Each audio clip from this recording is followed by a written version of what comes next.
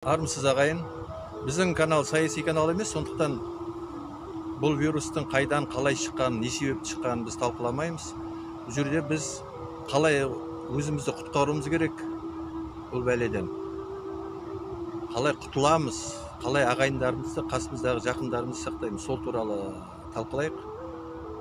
Енді бірінші айтатын бұл жерде қаншама адамзат бар болғалы, қаншама осындай әртүрлі індеттер болды.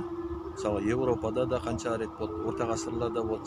Тіпті осы 100 жыл бұрын да үлкен індеттер болды, миллиондап адамдар қырылды. Бірақ дегенмен бәрі өлген жоқ. Дегенмен басым көпшілік адамдардың тірі қалды. Қалай болғанда да, не болса да. Сондықтан бәрі қырылып қалады деген ондай ойдан аулақ болу керек. Өлетін адамдар өледі, басына ажал келген. Қалғандарында шанс бар құтылуға. Сондықтан біздер біздің қамымызды ешкім ойламайды. Соны түсіну керек біріншіден. Жоғарыда отырғандарға біздің керегіміз шамалы. Сондықтан өзіміздің денсаулығымыз, өзіміздің қауіпсіздігіміз өзіміздің қолымызда. Соны бірінші түсіну керек. Екінші, сол қалай болғанда қанша індет болса да барлығы қырылмайды. Қалай болғанда да тірі қалатындар болады. Яғни көбірек. Өлгендерден гөрі тірі қалғандар көп болады. Қалай болғанда да. Сондықтан үрейге берілмеу керек ең алдымен. Сосын үйреншікті, стереотипті қимылдарды қою керек. Оның ішіне не жатады? Мысалға, тамақ ішу жатады. Бізде адам бұрынғы кезден де солай, індетсіз ақ, ешқандай эпидемиясыз да. Адам ауырып қалды деген естісе, біреу ағайын болсын, бір танысың болсын, досың болсын, бірден пакетін алып жүгіреді тамақ алып ауруханаға. Шындығында ол керек емес нәрсе. Немесе біреу үйде ауырып жатса да, ойбай, саған тамақ ішу керек, ойбай, сен әл керек, саған қуат керек деп тамақты қыштайды адамға. Балаға әсіресе, балдар тамақ ішкісі келмейді, кішкентай балдар ауырып қалғанда. Оларда әке-шешесі, әжелі, аталары қыштайды тамақты. Тамақ ішуің керек, сен қуаттануың керек, әлденуің керек деп. Шындығында оның бәрі тек кесірін тигізеді ондай нәрсенің бәрі. Өйткені біріншіден тамақ қорытуға орасан зор энергия кетеді. Ағза көп энергия жұмсайды тамақты қорытуға. Екіншіден вирустар, әртүрлі бізге керек жоқ рак клеткалары, жасуша дейміз ғой қазір. Рак жасушалары немесе басқа да ағзаға керек жоқ нәрселердің бәрі оларға тамақ керек. Және олар сырттан келген, әсіресе жасушалар бізге керек жоқ, ағзаға керек жоқ вирустар. Оларға көп тамақ керек. Бұлай ағзаның өзіндегі табиғи жасушаларынан гөрі сырттан келгендері көбірек тамақ керек, азық керек. Егер сырттан азық келмесе, онда олар өле бастайды. Және де екіншісі, тағы бір ағза, егер сырттан тамақ келмесе, ол өзін жей бастайды. Бірақ ең бірінші керек еместерден бастайды. Сондықтан вирустар, әртүрлі рак жасушалары аштық кезінде көбірек жұмсалады. Бірінші соларды құртады ағза. Сондықтан тамақ ішу емес, керісінше тамақты ішпеу керек. Азырақ ішу керек. Және сирек ішу керек. Жиірек емес, сирегірек ішу керек. Сонда организмге жақсы көмектесесің. Біріншіден ол тамақ қорытуға жіберген тек ысырап энергияны ағзаны оңдауға, түзеуге, емдеуге жібереді. Екіншіден сырттан тамақ келмегендіктен ағза өзі артық нәрселердің бәрін жей бастайды. Бірінші керек еместен бастайды. Содан кейін барып қана соларда бітсе, барлық ең керек еместердің бәрін бітіреді, сырттан келгендерді. Сосын ол әл тамақ түспесе, сырттан келмесе, онда ол өзін жей бастайды, бірақ ең керек еместен бастайды, сырт жағынан бастайды. Іш құрыстарға тиіспей бірінші. Содан кейін барып іш құрыстарға кетеді. Егер ол дегенің 20-25 күннен кейін басталатын нәрсе құбылыстар. Ондай 20-25 күннен, 15 күннен жат деп жатқан ешкім жоқ. 10 күнде жатып та керек жоқ.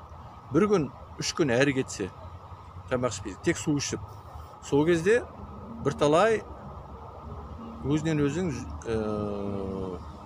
ағзаңа көмектесесің емделуіне, қалпына келуіне.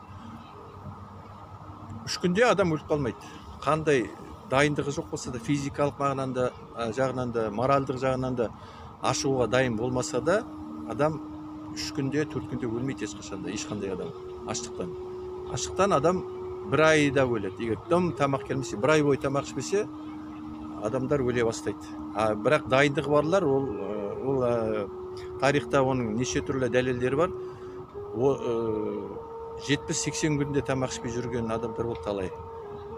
100 күнде тамақ ішпегендер болды. Одан да артық. Бірақ енді олар тым өте қатты дайын адамдар. Орта қол адам 30 күн шыдай алады тамақсыз. Бізге 30 күн керек емес. Бізге 1 күн, 3 күн әрі кетсе болды. Оған кез келген адам шыдай алады тамақсыз. Ештеңен кетпейді, ештеңен түсіп қалмайды. Ол бір сосын үрейге берілмеу керек ешқандай. Бана ең басында айтқандай, қанша індет болса да, қанша адам жаппай қырылса да, бәрібір басым көпшілігі адамдан тірі қалады. 5 адамның 2-і өлуі мүмкін, мысалға. Бірақ 3-і бәрібір қалады. Сол 3-дің ішінде сен болуың керек. Ол үшін сен біріншіден үрейге берілмеуің керек, екіншіден бәрінің істегенін істемеу керек. Керісінше тамақты ішпей, организмге, ағзаңа көмек беруің керек. Тек су ішіп отырып, сонда жақсы көмек бересің. Екіншіден қозғалу керек. Бірақ енді аштық кезінде көп қозғалып керек емес, былай тамақ ішіп жүрген кезде, тыныш кезде көбірек қозғалған жақсы. Себебі жасушада, клеткеде митохондрия деген бар. Митохондрияның жұмысы жасушаға түскен азықты энергияға айналдыру. Бірақ митохондрия жұмыс істеу үшін ағзаң, денең қозғалып тұру керек. Қимыл жасау керек. Дене қимыл жасаса көбірек, қимылдаса қан тезірек айналады, жақсырақ айналады.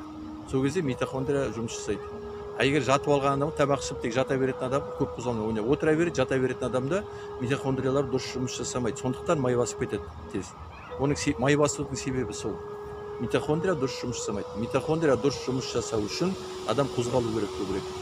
Сондықтан қозғалыс керек. Үшіншіден, өкпеңді жұмыс жасатуың керек. Қазір ортан қол адам кәдімгі, қарапайым. Оның 2 өкпесінің тек 3-тен 1-і ғана жұмыс жасайды, әрі кеткенде. Оның үстіне арағы бар, темекісі бар, қозғалмайтындығы бар. Соның бәрін қосқанда адамның өкпесі өте аз мөлшерде жұмыс жасайды. Қалған орның бәрі бітеліп қалады неше түрлі ласпен. Содан адам ауруға бейім болады. Соның ішінде мына вирусқа, қазір келіп жатқан вирусқа. Сондықтан дұрыс демалуды үйрену керек. Өкпені жұмыс жасату керек, өкпені ашу керек. Ол үшін тағы да қозғалыс керек, демала білу керек. Мына менің каналымда да бар.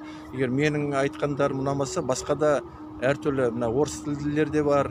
Ағылшын тілін білетін әнімдер, ағылшын тілінде өте көп материал.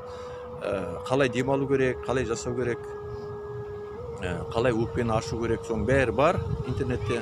Егер менің сонда осында көрсеткендерім сізге жарайтын болса, сонымен ақ істей беріңіздер. Бірақ сол өкпені ашу керек, өкпені демалдыру керек, өкпені жұмысқа қосу керек. Бүкіл несінің көлемінің бәрін өкпені қосса, ешқандай да вирус оны ала алмайды.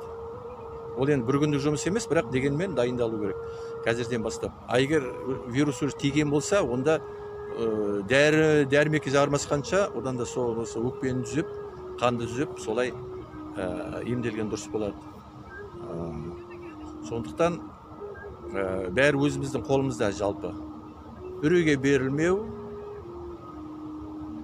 өкпені ашу, керек болса ашығу 1 күн немесе 3 күн тек сумен отырып.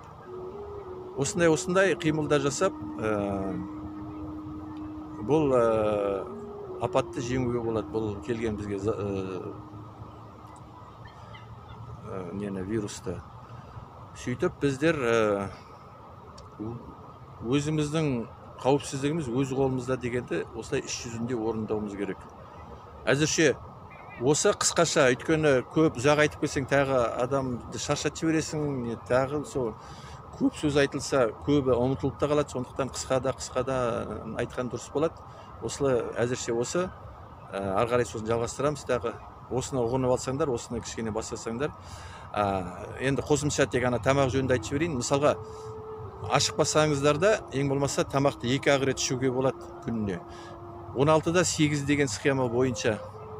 Ол дегеніміз не? 8 сағат, 8 дегенім 8 сағаттың ішінде тамақ ішу болады 2 рет. Қалған 16 сағатын сен тамақсыз өткізесің. 8 сағаттың ішінде де тек 2-ақ рет тамақ ішесің. Мысалға, күндіз 10-да таңертең түске дейін 10-да ішсең, келесін кешкі 6-да ішесің. Болды. Басқа уақытта тамақ ішпейсің. Сонда ағза нені қосады? Жасушаларды, митохондриялар қосылады, жұмыс істейді жақсы. Біріншіден, екіншіден, артық сырттан келген келімсектерді жей бастайды ағза. Сөйтіп, жаймендеп, ашықпай-ақ, қатты денеңді қинамай-ақ, егер ашық алмайым, мен моральдық жағынан дайын емеспін дейтін болсаң, ең болмағанда күніне 2-ақ рет тамақ ішуге болады. Шай да болмайды. Шай ішу, бірдеңе жей салайын, бір пішіне, кәмпит жей салайын деген болмайды. Тек қана сіздер ойлайсыздар, тек ыстық тамақ деп, андай кәмпит пешенені тамаққа есептемейді көп адам. Ол тамақ ең бастысы сол құртатын. Сондықтан аузыңа не түседі, соны тамақ деп санайсың. Судан басқасын. Сондықтан кешке 6-да тамақ ішіп алсаң, енді 10-ға дейін, 11-ге дейін жүру қиын десең, онда 12-де іш тамақты, бірінші тамағыңды, түсте немесе 1-де. 12-де ішсең, онда кешкі 8-де ішесің екінші тамағыңды. Болды, осы 12 мен 8-де 2 рет ішсең күніне. Күндер өткен сайын сенің денсаулығың бірталай түзеліп қалады. Және демалуды жасасаң, арнайы осына демалу жаттығуларын.